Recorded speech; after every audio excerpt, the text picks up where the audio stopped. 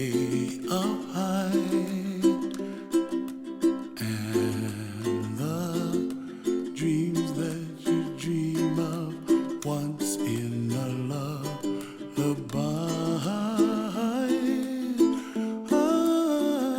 Oh, somewhere over the rainbow, bluebirds fly.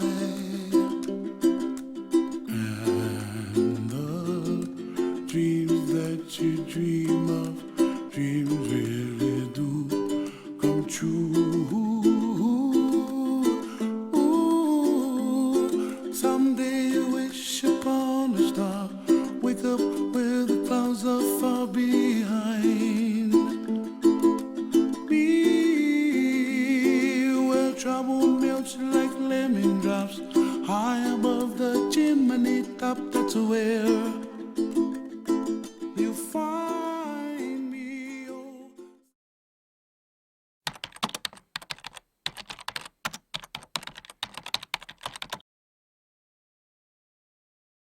Hello, Alma. Welcome to my YouTube channel. And first question, could you introduce yourself? Tell my audience who you are, what you do, and where you're from. Yes. Hi, everyone. My name is Alma. I'm from Mexico.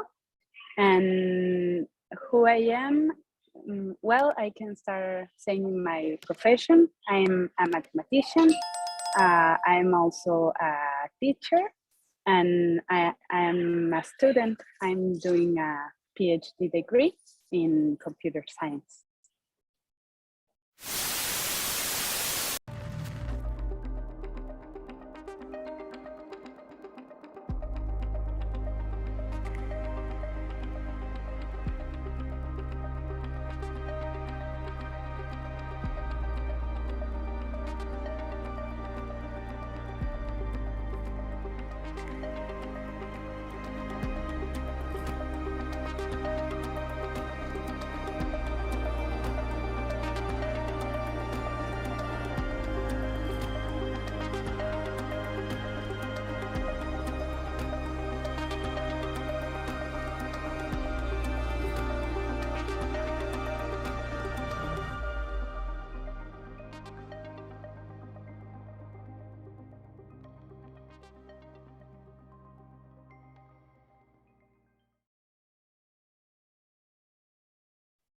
Okay.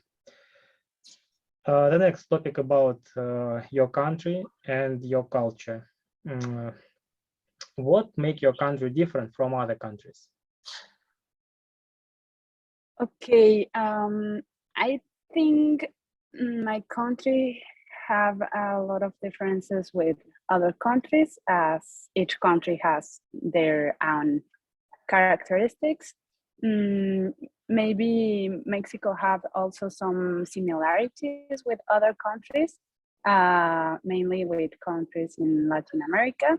But I think the main difference in Mexican culture is like their identity in the people, the traditions, the way of being, the lifestyle, and the one other difference, and my favorite one is the Mexican food. I think it's really special.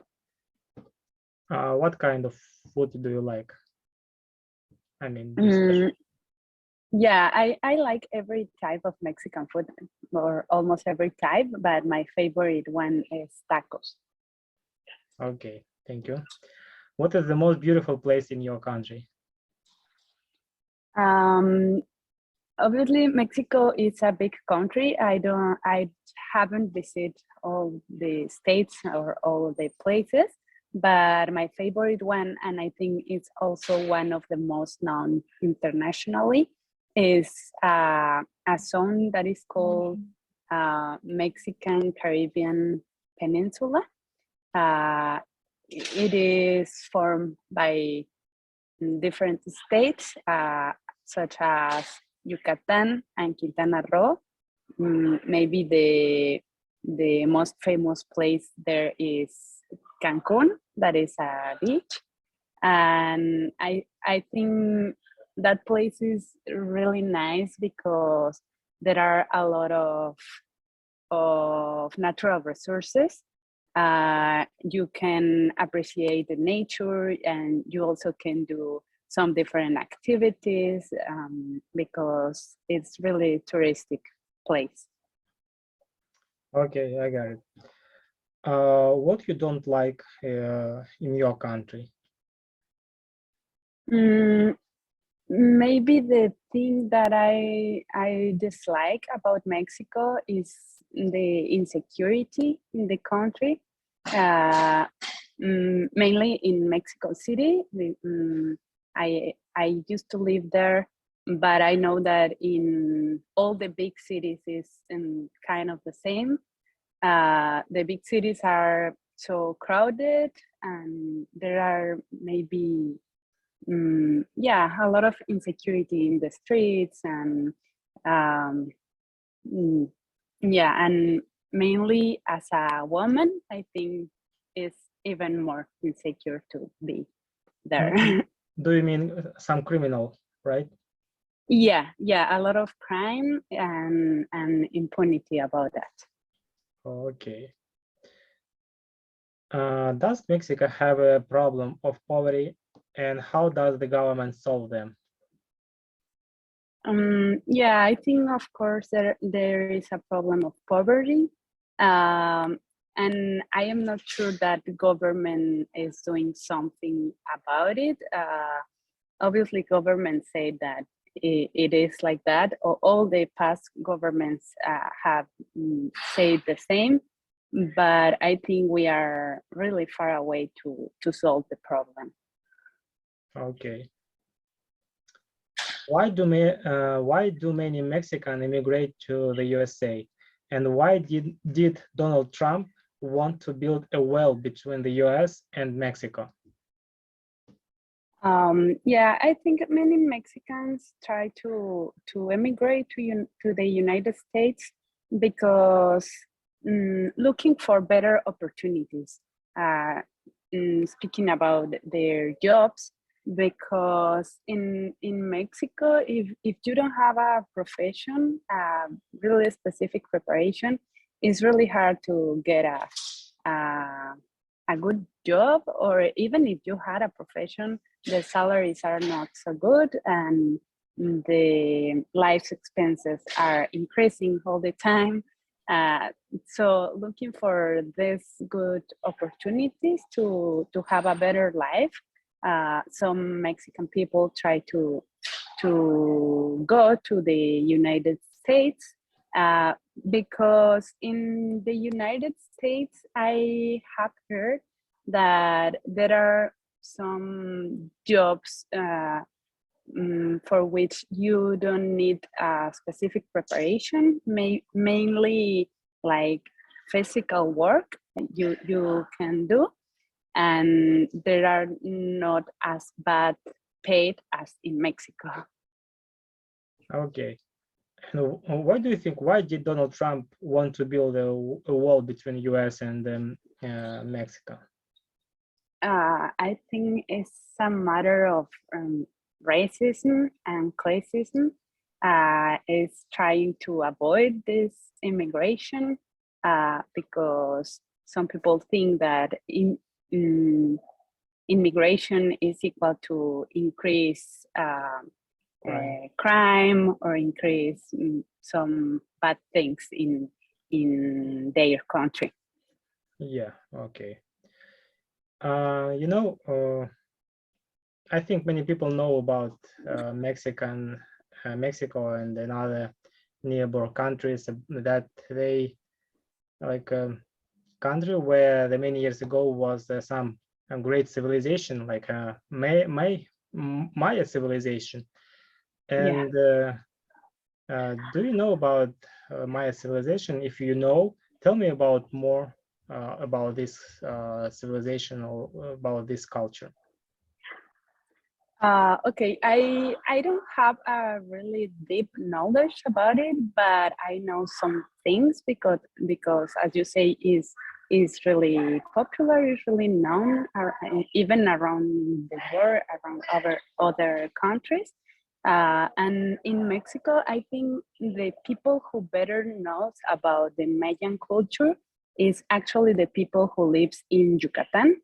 That is a state that I mentioned before in the peninsula. I think because it was the specific area where Mayan culture was some years ago.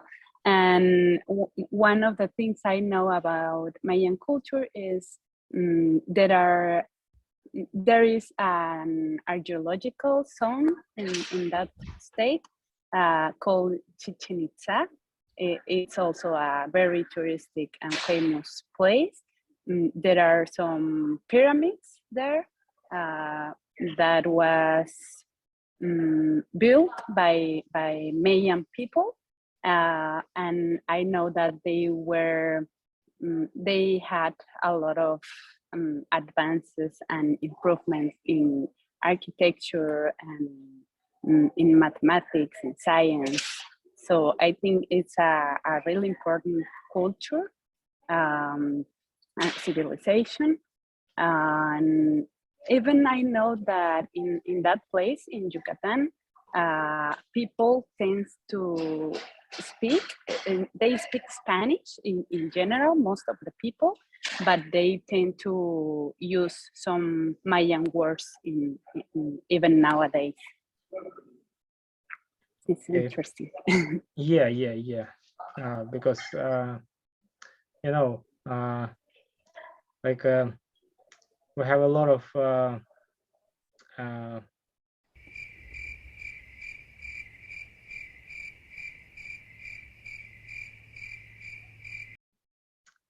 not fairy tale, but for a cast from Maya that our world will collapse and something like that. Yeah, very interesting. Thank you. Okay, let's move on to the next topic about English, because my channel is dedicated to English and how to learn it. And the first question about this topic, how long have you been learning English? Okay, I'm not sure about how to answer this question because I started to learn English since I was a little kid. Because in Mexico is okay, as we are really close to the United States, there are a lot of things in English, and all the people listen to music in English. I don't know, it's really present in everyday life in Mexico. And also it's a mandatory subject in schools, in elementary school, in general, in most of schools, as I know. But I think I don't consider it's taught in a really good way, because I consider I didn't learn English in school at all, or I just learned some words and some, I don't know, memorizing verbs and things like that, but I was not able to use the language. So I started to learn English more seriously when I decided to apply to study abroad. So I was aware that I really need speak English and use English in my career, in my profession. It was maybe like 2 years ago when I started to learn by myself, but more seriously. Okay, I got it. Why are you learning English? How did you motivate yourself? Can you repeat me the last question? Why are you learning English, and how did you motivate yourself? Okay, I'm learning English mainly to try to get better opportunities in my career. because I'm trying to do a scientific career. So I know that a lot of things I need to understand English. I used to read some things in English, but now that I'm studying in other country, it's even more necessary for me also speak and understand well the English speaking. And yeah, that is the main. The other reason is maybe because I like challenging myself, trying new things and learning different aspects. Okay, okay. What do you think? Why is difficult to learn foreign language? Okay, my first answer would be that it's difficult because the way that we try to learn, as I said before, maybe in traditional education or in schools, we trying to learn just memorizing and without enjoying the thing or without knowing the real relevance of the language. So we try to learn just to pass the subject. And I think it's not the correct way. Maybe when I start to learn by myself, I have faced some difficulties, but I think I have the enough motivation to deal with this difficulty. Okay. How did you personally learn English? Okay. By myself, I try to learn English using it. Recently, I was trying to use as much as I can in my everyday life. But yes, it was really recent because sometimes I used to learn just to pass an exam as a requirement to come to other country, things like that. But recently I'm trying to do my everyday life in English. Maybe I have the advantage that now I'm in an English speaking country. So I can use English almost every day, but I have noticed that it's not completely an automatic thing.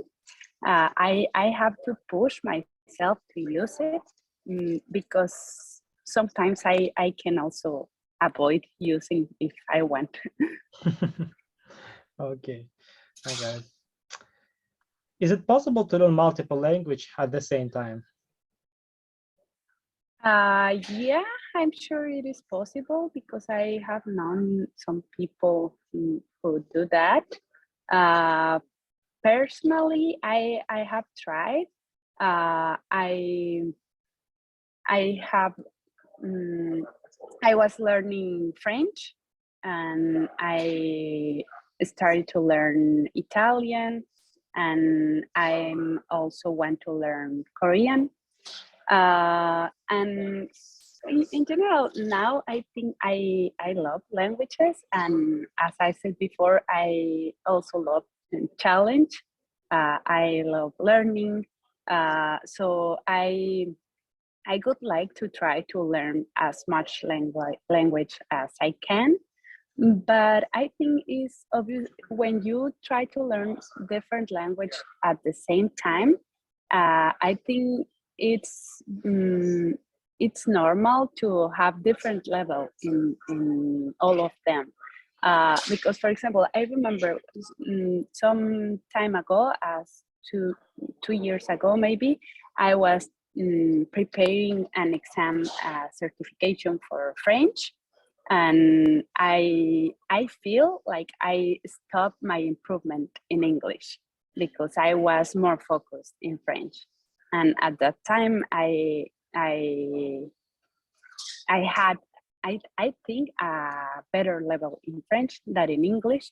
But after that, when I passed that certification, and I noticed that I need also a certification in English to come to Canada, I tried to focus more in English, and I started to study and to use more English.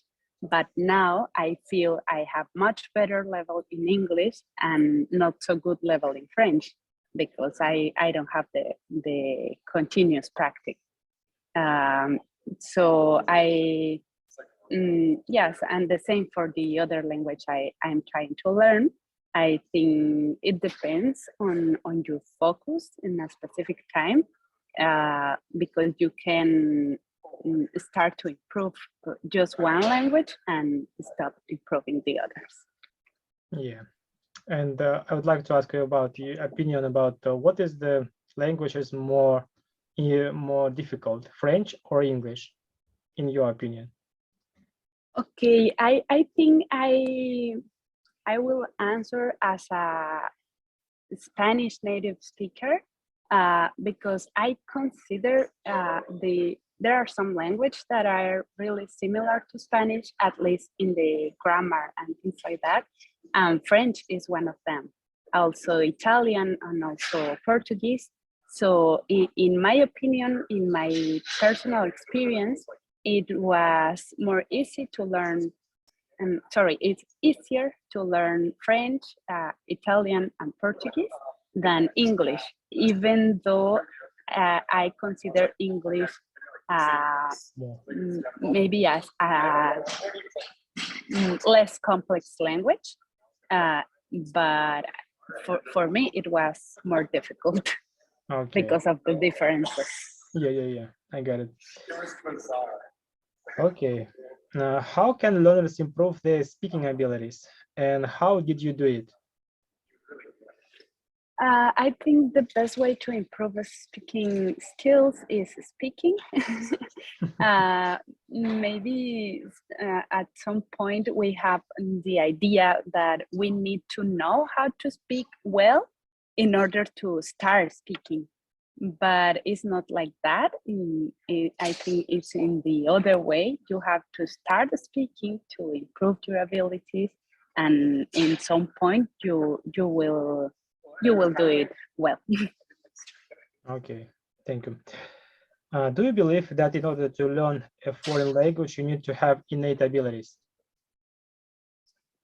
I think all people is able to learn a language. Maybe some people have some, yes, innate abilities in order to learn faster.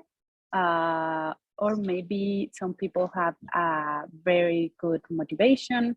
And I think it's also influenced by your childhood, because I think in the first years of your life is when you can learn easier, and specifically the languages. Okay. Is it possible to learn a foreign language in 6 months? I think it's difficult to define what is exactly learn a language, because I don't think it's like a switch. It's off and then it's on. And now I don't know English, and tomorrow I know. I think it's a linear process, or not linear. It's a large process. So I think you can improve in 6 months. Obviously depends on your effort, on the things you do to achieve that. But I think it's not like you can say I learned everything in 6 months. So you are always improving. Yeah, let me clarify. Just to to speak with native speakers, to get information from news, understand it, to read some general information from magazine, from books, and to go to coffee shop and to pay it, to have a conversation with the seller. What do you think? It is possible? Okay. Yeah, I think it's possible to be able to use the language in 6 months if you put the enough time and effort to do that. Okay, thank you. You study in Canada, right? Yeah. Yeah. How did you do it? I mean, tell me, this process to prepare for the moving to Canada, to maybe you pass the same exam, or because I think there many people, strive to go to the countries like that, like Canada, USA, because this is a, I think, great country yet to living there. Tell me about more, please. Yeah. I have always loved traveling, and now different places, different people. I love learning in general, and I love challenges. But the specific goal to come to Canada, maybe it was in me just very recently. I have now, sorry, I was living here in Canada now for 8 months only. Maybe I started the process last year, maybe 1 year ago, or 1.5 years ago. It started because I was studying my master's degree in Mexico, and I decided to pursue a PhD degree, and in my area, and for different people as I know in the same profession. I was aware that there are better opportunities. There are a lot of good programs in other countries. So I started to think about studying abroad. At the beginning, I wanted to go to Europe, to a European country, but I was looking for programs and scholarships, and I don't have a really good result with that. So my master's supervisor, my master's supervisor suggests me to investigate about Canada, because actually he studied here, and I started to search for programs and researchers and universities, and I found really good programs, really good. There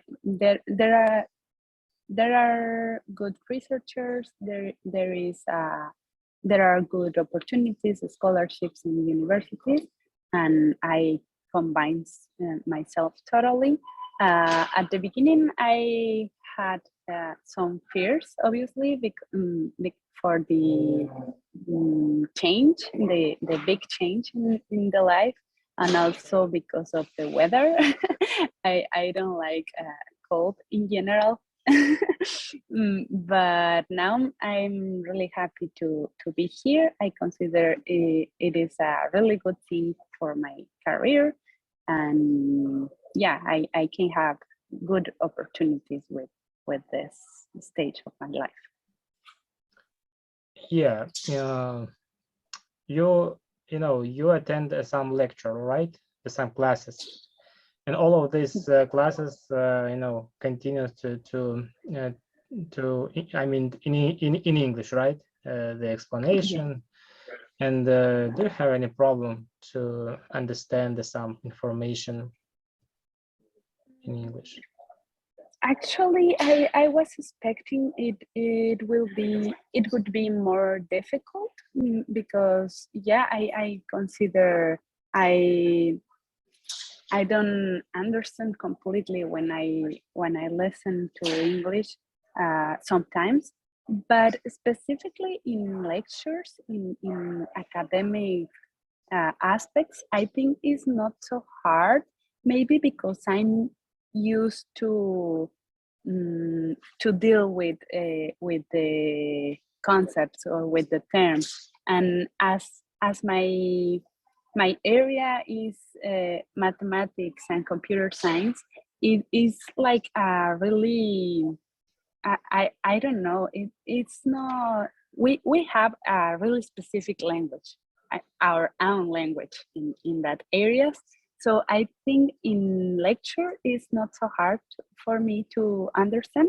I consider much more challenging to understand everyday life with native people, speaking about other different topics that not are in my field of studies. Okay, I get it. Okay, let's move on to the last topic. This is the topic choose my guest, and you choose changing place of residence. And I would like to ask you, why did you choose this topic? Okay, I chose this topic because I think it's a topic completely present in my life right now. I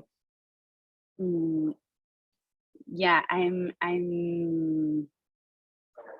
sorry, I'm living that aspect completely now, since I said you before, like 2 years ago, when I started thinking about moving to another country, and now that I'm living the change in my life, I think there are a lot of aspects that I can say, or maybe I can give advice, or give my opinion, and maybe it's useful for some people. Okay. What problems do immigrants face when moving, and what problems did you have? Okay, speaking in general, I think one problem could be that it's a hard process, it's a long process, and maybe is not, it's not easy, because you have to hold some requirements, and you have to spend money in the paperwork, in the applications for everything.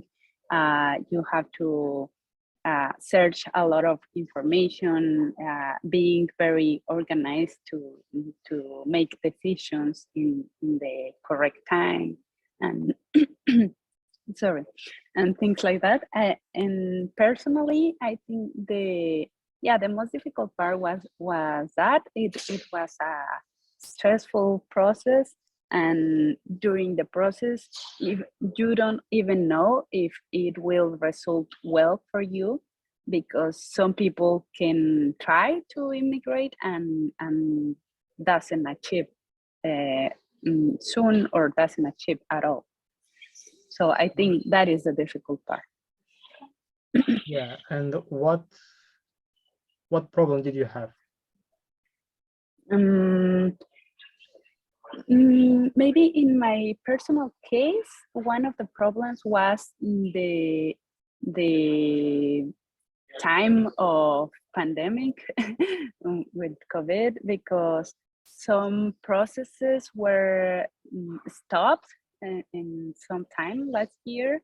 So, for example, when I was trying to get my student visa, my study permit, I didn't receive it on time. I was admitted in the university with a good scholarship. I had the opportunity there, but I didn't get my permit. So I was really worried and stressful because at some time I thought I could lose the opportunity, and it was not in my hands to do something. Okay, okay. The last question of this topic: should should an immigrant arrive in a other? Just give me a second. Another. Should an immigrant arriving? Are you serious? I will cut it. I will cut it. Yeah. Should immigrant arriving in other country give up their cultural traditions? No, I don't think so. I think a good thing about Canada is that there are a lot of immigration here. So I think Canada is made by different cultures. Obviously, there are a Canadian culture, and there are people who was born here and they know completely in the country, or the culture, tradition, and things like that. But there are also people from different parts of different countries of the world, and here is like a mixture of cultures, because every people is conserving their own traditions, their own mindsets. And for example, speaking again about food, there are here in Canada, there are a lot of places for different food from different countries. And in my personal case, I also feel I'm okay. Obviously, I'm still a Mexican woman, and I try to, for example, to speak about my country with my colleagues, and they speak about their countries, and it's really interesting to, to share point of view. And it's a good thing about immigration. Yeah, I just come up with in my mind the additional question. Have you faced, have you shocked, have you had any shock when you just arrived to Canada? I mean, the some, culture shock, or you was in Mexico, you have another vision of life, but then you moved to the Canada, and everything is changed. And tell me about it. Cultural shocks. Yeah, sure. I think one of the most noticeable differences is in general, people, the way of being of people. Here in Canada, there is like maybe it's a cliche or a popular thinking that the people is really kind in general. People is like uh, giving service to everybody, and obviously the first people that I have met in Canada is in public places, in customer service and things like that. And yes, I agree, they are really kind with people. They try to help. They speak to you in a really good way. They are like friendly at some point, but more than that, after the first impression or the first meeting, it's I consider it's hard to build a deeper relationship, maybe because of the differences. I don't know if it's influenced also by the language, or just by by the culture. I think both. But yeah, I think there is also like a cliche of Mexican people that we are really friendly or really close, and we tend to consider friend very easy, yeah, to other people. And here I'm not sure, but I think it's a little more difficult to have friends, because now I have seen that for me it's easier to interact or having relationship with other foreign people more than with Canadian people.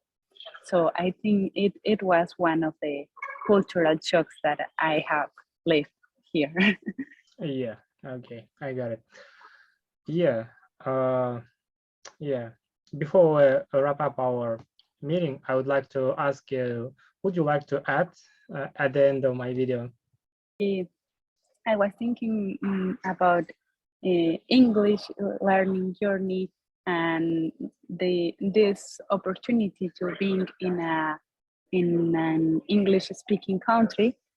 But I think the same thing that I can do here in Canada to improve my speaking, I could do it before if I wanted.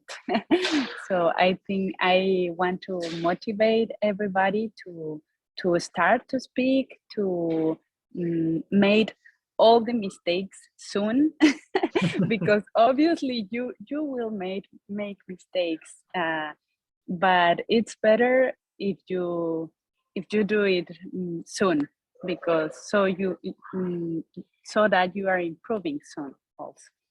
Yeah, exactly. Thank you, Alma, for wonderful time, and thank you for your answer for all of my questions. This is very interesting, and yeah, thank you. Yeah, you're welcome, and thank you for inviting me. Yeah, thank you. Goodbye. Okay, bye.